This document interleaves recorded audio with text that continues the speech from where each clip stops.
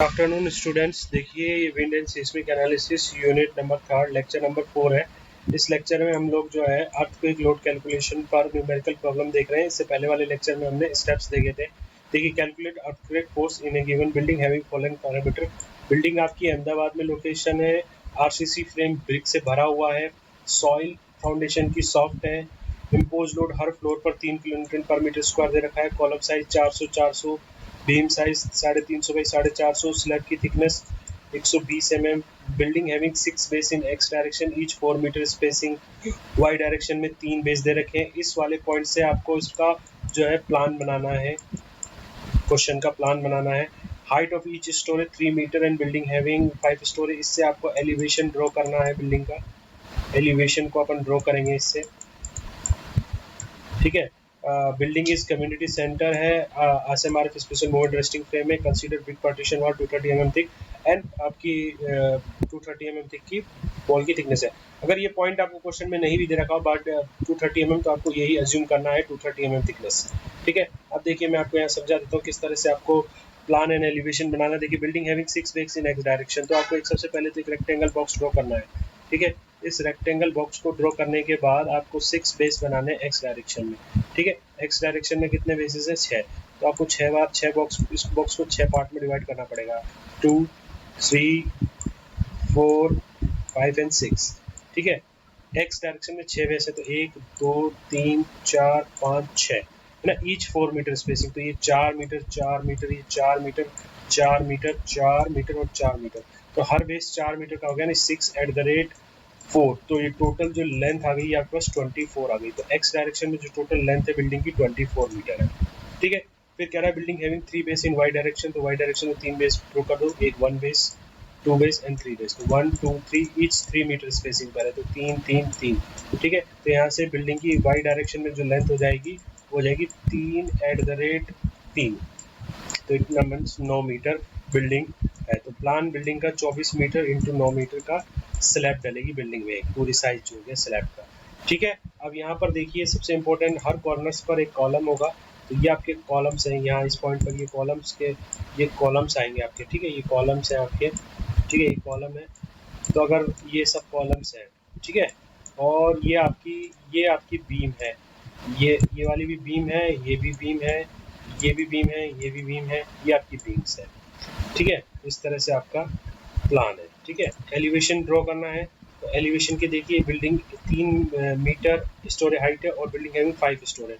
अब देखिए, Y direction में कितने 3 बेस थे, तो मैं 3 बेस बना देता हूँ, ठीक है। एक्स डायरेक्शन से मुझे ज़्यादा 6 बेस बनाने पड़ेंगे, तो इसलिए मैं वाई डायरेक्शन से इसमें 3 बेस से ये डायग्राम ड्रॉ कर देता हूँ। देखो, एलिवेशन में मैंने वाई डायरेक्शन से एलिवेशन बनाया, तो ये मेरे पास 3 बेस आ गए, 1 2 और 3 बेस आ गए, ठीक है। उसके बाद मुझे जो है 5 स्टोरी बिल्डिंग बनानी है। ये फर्स्ट स्टोरी, ये सेकेंड स्टोरी, ये थर्ड स्टोरी, ये फोर्थ स्टोरी और 5 स्टोरी। तो 1 2 3 4 और 5, ये 5 स्टोरी की बिल्डिंग हो जाएगी आपकी, ठीक है। ईच स्टोरी की हाइट आपकी कितनी है? 3 मीटर है, ठीक है। 3 मीटर स्टोरी की हाइट है, 5 स्टोरी है, तो टोटल बिल्डिंग की हाइट जो हो जाएगी आपकी 15 मीटर टोटल हाइट हो जाएगी बिल्डिंग की, क्लियर। तो 15 मीटर बिल्डिंग की आपकी हाइट हो जाएगी, ठीक है स्टूडेंट्स। तो ये आपके प्लान एंड एलिवेशन हो गए। आगे चलते हैं हम। देखिए, ये प्लान एंड एलिवेशन मैंने दिखा रखा है, ये आपका प्लान है जो अभी अपन ने बनाया था। ये आपके कॉलम्स हैं, ठीक है, ये आपकी बीम्स हो जाएंगी, ठीक है।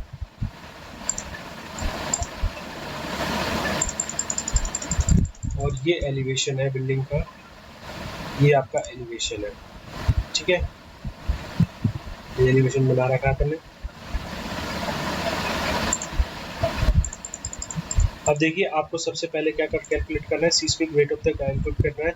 सीस्मिक वेट हो जाएगा W इक्वल्स टू, आपका जो W आएगा वो आएगा W equals to dead load plus live load, जिसमें आपके 5 फ्लोर है, 5 फ्लोर है, तो W1 से लेकर W5 तक ऐड होगा, जिसमें से आपका देखना 4 फ्लोर का वेट इक्वल आएगा और 5वें फ्लोर का वेट अलग होगा। देखिए वो कैसे होगा, आपका कॉलम होता है, तो कॉलम का पॉइंट ऑफ कॉन्ट्राफ्लेक्चर जो है मिड हाइट पर होता है, ठीक है। तो ये मिड हाइट पर कॉलम का पॉइंट ऑफ कॉन्ट्राफ्लेक्चर होगा, इस कॉलम का ये मिड हाइट होगी, ये मिड हाइट, ये मिड हाइट, ये मिड हाइट, ठीक है। तो यहाँ से आपके पास यहाँ से यहाँ तक ये आपका W1 कहलाएगा, ठीक है। ये यहाँ से यहाँ तक ये W2 कहलाएगा, ठीक है। ये यहाँ से यहाँ तक ये W3 कहलाएगा, ठीक है। ये W4 कहलाएगा। तो ये W1, W2, W3 ये सभी इक्वल होंगे, ठीक है। W1, W2, W3 ये सभी इक्वल होंगे, ठीक है। मैंने लिखा हुआ है, उसको अपन W1 ले लेते हैं। W5 का वेट अलग आएगा, उसमें क्या है आपका कॉलम जो है हाफ आ रहा है, तो हाफ कॉलम का वेट लेना है, और कॉलम के साथ जो पार्टीशन वॉल होती है उसका वेट भी हाफ लेना है, ठीक है। बाकी सब वेट कंप्लीट लेने हैं। तो यहाँ से कंप्लीट फॉर्मूला बन के आ गया 4W1 प्लस में W5, W1 से W1 4 तक इक्वल है, तो ये आ गया आपके पास, ठीक है। तो ये आपके पास फिर इसमें टेबल आ जाएगी। कॉलम आपने गिने, कॉलम 28, कॉलम का साइज 400 × 400, 3 मीटर कॉलम की हाइट, 25 उसका वेट हो जाएगा, एंड देन उसके बाद ये फाइनल वेट आ जाएगा 336 किलोमीटर, ये कॉलम का वेट है ना। बीम इन एक्स डायरेक्शन वाई डायरेक्शन में 24 बीम एक्स डायरेक्शन में 21 बीम वाई डायरेक्शन में आएंगी आपके पास। ये बीम के साइज है 350 450 × 4 मीटर लेंथ, 350 × 450 × 3 मीटर लेंथ, ये बीम की डेंसिटी है, और यहाँ से बीम का वेट आ जाएगा आपके पास। पार्टीशन वॉल में आपने क्या किया, देखिए सबसे पहले अपन उसको ऊपर समझ लेते हैं सारी चीज़ें। देखिए प्लान एंड एलिवेशन में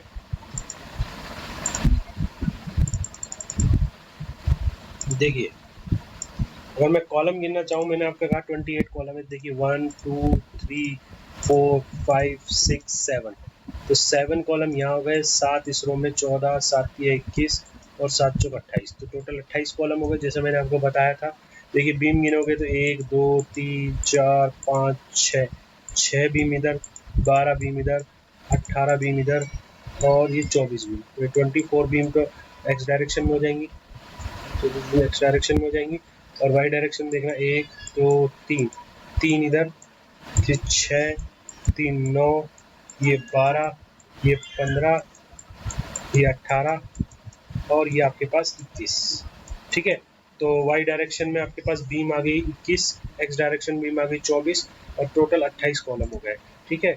और कॉलम का अगर अपन हाइट देखें, बीम की लेंथ देखें, तो एक्स डायरेक्शन बीम की लेंथ कितनी है 4 मीटर, वाई डायरेक्शन में कितनी है 3 मीटर है, ठीक है। तो इसी तरह से अगर वॉल्यूम निकालना हो, तो वॉल्यूम आपको सिंपल पता है, बीम के लिए निकालेंगे तो वॉल्यूम को एरिया इंटू लेंथ से मल्टीप्लाई करेंगे, एरिया इंटू लेंथ। और अगर कॉलम के लिए निकालें वॉल्यूम, तो आपको एरिया इंटू हाइट से मल्टीप्लाई करना है, एरिया इंटू हाइट से मल्टीप्लाई करना है, ठीक है। तो इस तरह से आपको ये लोड कैलकुलेशन करनी है। अब आप बात करें पार्टीशन वॉल की, तो मैंने आपको बताया था कि हर बीम के नीचे एक पार्टीशन वॉल होती है, लेकिन एक्स डायरेक्शन में आपके पास बीम की लेंथ अलग है, वाई डायरेक्शन में अलग है। तो आप अब क्या करोगे, एक पार्टीशन वॉल मान लो, एक पार्टीशन वॉल मान लो, ठीक है। और पार्टीशन वॉल एक मानने पर आपको क्या करना है, टोटल पार्टीशन वॉल की लेंथ ले लो। जैसे इस डायरेक्शन में पार्टीशन वॉल कितनी है 24 मीटर है, ठीक है। तो 24 मीटर इस पूरी यहाँ से लेकर यहाँ तक की लेंथ कितनी 24 मीटर, तो हर बीम के नीचे एक पार्टीशन वॉल आएगी, तो टोटल 24 मीटर की होगी।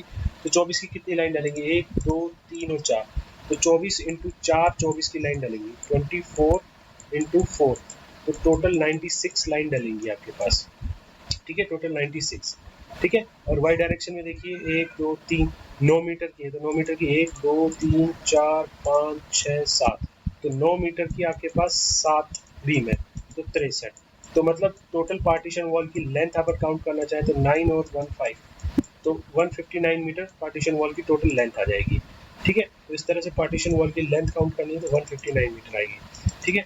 तो यहाँ पर आपको पार्टीशन वॉल में मैंने नंबर ऑफ पार्टीशन वॉल 1 लिख दिया है, और यहाँ से 159 इंटू कॉलम की हाइट, जितनी पार्टीशन वॉल कॉलम की हाइट होगी उतनी पार्टीशन वॉल की हाइट होगी, और पार्टीशन वॉल की थिकनेस ये है, डेंसिटी 20, यहाँ से पार्टीशन वॉल का वेट आ जाएगा। स्लैब के लिए आपको पता है 24 × 9 की स्लैब है, 120 mm थिकनेस है, 25 mm डेंसिटी है, तो इस स्लैब का वेट आ जाएगा, ठीक है। इसमें आप इन सबको ऐड कर देंगे तो आपके पास W1 आ जाएगा, सबको ऐड कर दीजिए, dead load plus live load. अब लाइव लोड के लिए याद रखिए हर फ्लोर पर 3 किलोन्यूटन पर मीटर स्क्वायर का लाइव लोड आ रहा है, तो कोड कहता है कि अप टू अगर 3 किलोन्यूटन पर मीटर स्क्वायर का लाइव लोड हो तो आपको उसको 25% करना है, कंसीडर करना है 25% ऑफ 3, ठीक है। और अगर आपका लाइव लोड 3 से ज़्यादा है तो आपको उसको 50% कंसीडर करना है। ये ऐसा इसीलिए करते हैं क्योंकि स्ट्रक्चर पर जो है पॉइंट लोड आते हैं, लेकिन अपन कैलकुलेशन में लाइव लोड लेके चलते हैं, तो लाइव कैलकुलेशन में अपन जो है यूडीएल लेके चलते हैं, तो उसकी वजह से लोड बहुत ज़्यादा हो जाता है, ठीक है। इसीलिए लोड का जो है रिडक्शन है, ठीक है। रिडक्शन के लिए आप कोड का देख सकते हैं, कोड में मैं आपको कोड में दिखा देता हूँ रिडक्शन फैक्टर।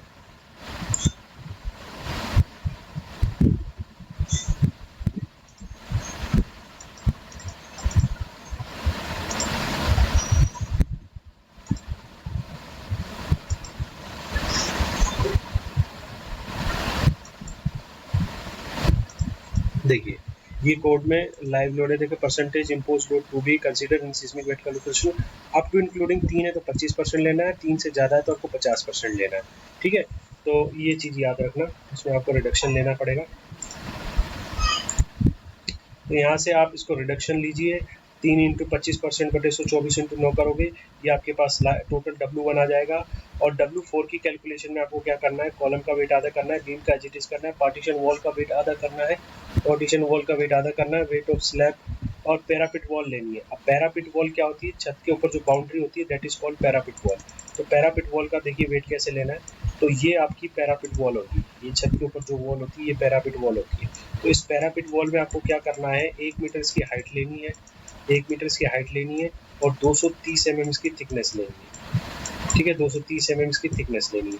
अब ये पैरापिट वॉल चारों तरफ होगी आपके प्लान में। ठीक है, तो प्लान में देखिए, प्लान में आ जाते हैं, 1 मीटर हाइट, 230 mm थिकनेस। अब देखिए पैरापिट वॉल आपकी चारों तरफ होगी, यहाँ भी पैरापिट वॉल होगी, तो इस डायरेक्शन में 24 मीटर लेंथ है, यहाँ भी पैरापिट वॉल होगी, इस डायरेक्शन में 24 मीटर लेंथ है, इधर 9 मीटर लेंथ है और इधर भी 9 मीटर लेंथ है। तो ये टोटल लेंथ हो जाएगी 24 + 24 + 9 और +9। ठीक है, तो ये पैरापिट वॉल की पूरी लेंथ आ जाएगी। तो पैरापिट की length into height into thickness into density, इस तरह से पैरापिट वॉल का वेट निकल जाएगा।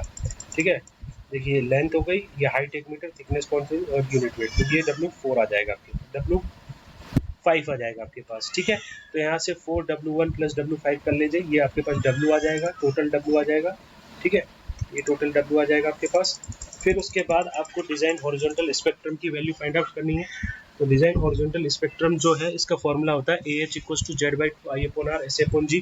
तो Z आपका जोन फैक्टर होता है अहमदाबाद के लिए, ये आपका 0.16 होता है, पेज नंबर 35 पे दे रखा है। इंपॉर्टेंट बिल्डिंग होगी उसके लिए I 1.5 होता है, रिस्पॉन्स रिडक्शन फैक्टर R 5 होता है। ये सब मैं आपको जो है नोट्स में बता चुका हूँ इन सारी वैल्यूज़ को। अब T देखो fundamental natural period of time होता है, तो H जो है हाइट है 15 मीटर, DX एक्स डायरेक्शन में 24 मीटर, वाई डायरेक्शन में 9 मीटर। तो TAX कैलकुलेट कर लिया सेकंड में, TAY कैलकुलेट कर लिया। तो यहाँ आपसे देख रहे हैं कि TAY is greater than TAX, तो आप TAY से निकाल लेंगे फंडामेंटल। फिर उसके बाद आप SA/G की वैल्यू निकालना चाहते हैं, तो SA/G के लिए देखिए आपको कोड में जाना पड़ेगा, पेज नंबर 16 पर, पेज नंबर 16 पर चलते हैं अपन कोड के।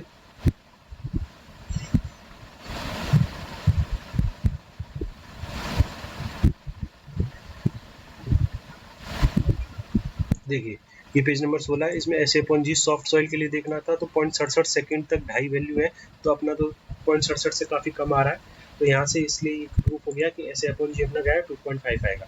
ठीक है, SA/G 2.5 आती है, आप इसमें फॉर्मूले में वैल्यू पुट कर देना, आपके पास AH आ जाएगा 0.06। उसके बाद नेक्स्ट स्टेप में आपको VB कैलकुलेट करना है, VB में पहला स्टेप और दूसरे स्टेप को मल्टीप्लाई करना है, तो ये आपके पास VB आ जाएगा।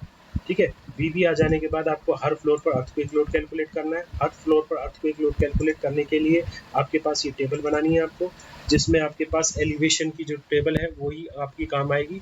ठीक है, एलिवेशन में जो आपने बनाया था कि फर्स्ट फ्लोर से लेकर 5th फ्लोर तक जाएंगे, हर फ्लोर का वेट लिखना है। यहाँ पर W1 से लेकर W4 इक्वल था, तो ये इक्वल वेट लिख दिया, W5 का वेट अलग था वो लिख दिया। फिर हर फ्लोर की हाइट, जैसे एक फ्लोर गए तो 3 मीटर, दूसरे फ्लोर गए तो 6 मीटर, क्योंकि हर फ्लोर में 3 मीटर हाइट प्लस हो रही है। थर्ड फ्लोर पर ग्राउंड फ्लोर से हाइट 9 मीटर हो जाएगी, फोर्थ फ्लोर पर 12 और फिफ्थ फ्लोर पर 15 हो जाएगी। आपको क्या करना है, 3 का स्क्वायर करना है, इससे मल्टीप्लाई करना है, ये वाली वैल्यू आ जाएगी। 6 का स्क्वायर करना है, मल्टीप्लाई करना है, ये वैल्यू आ जाएगी। इस तरह से आपके पास ये सारी वैल्यूज आ जाएंगी। इन सब वैल्यूज को ऊपर से लेकर नीचे तक ऐड कर देना है, तो ये फाइनल वैल्यू आ जाएगी। फाइनल वैल्यू के बाद इस वाली वैल्यू को आपको इस वैल्यू से डिवाइड करना है, तो ये वैल्यू आ जाएगी। इस तरह से सारी वैल्यू आ जाएंगी आपके पास। फिर V भी आपके पास है ही, तो आपको इस वैल्यू को और इस वैल्यू को मल्टीप्लाई करना है, QA आ जाएगा। तो हर फ्लोर पर आपके पास अर्थक्वेक फोर्स आ जाएगा, है ना। ये Q1 है आपका, ये Q2 है, ये Q3 है, ये Q4 है आपका, ये Q5 है। ठीक है, हर फ्लोर पर अर्थक्वेक फोर्स आ चुका है आपके पास। ठीक है, तो यहाँ से ये आप देख रहे हैं सबसे ज़्यादा अर्थक्वेक फोर्स क्या आता है, टॉप फ्लोर पर आता है। ठीक है, अब उसके बाद नेक्स्ट में आपको क्या करना है, शियर फोर्स कैलकुलेट करना। तो शियर फोर्स का एक सिंपल स्टेप है कि आप जो स्टेप चढ़ते हैं उसको ध्यान में रखिए।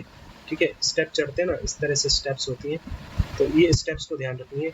ये स्टेप्स है शियर फोर्स रहेगा, जैसे V5 5th फ्लोर पर जो शियर फोर्स होगा वो बराबर होगा 5th फ्लोर पर अर्थक्वेक फोर्स के। तो मैंने यहाँ लिख दिया V5 = Q5। फिर फोर्थ फ्लोर पर जो आप आएंगे तो फोर्थ फ्लोर पर जो शेयर फोर्स होगा वो फिफ्थ फ्लोर के shear force plus fourth floor का अर्थक्वेक फोर्स होगा। तो V4 equal to V5 plus Q4, V4 equal to V5 plus Q4। फिर V3 कैलकुलेट करना है आपको, तो V3 कैलकुलेट करना है तो V3 होगा आपके पास V4 प्लस में Q3। ठीक है, इस तरह से आपको ये कैलकुलेट करना है V1 V2 प्लस Q1, और ये V1 जो है आपका ये VB के बराबर आना चाहिए, तो आपकी न्यूमेरिकल प्रॉब्लम बिल्कुल करेक्ट मानी जाएगी। ठीक है, तो इस तरह से आपको फोर्स कैलकुलेशन करते हैं अपन।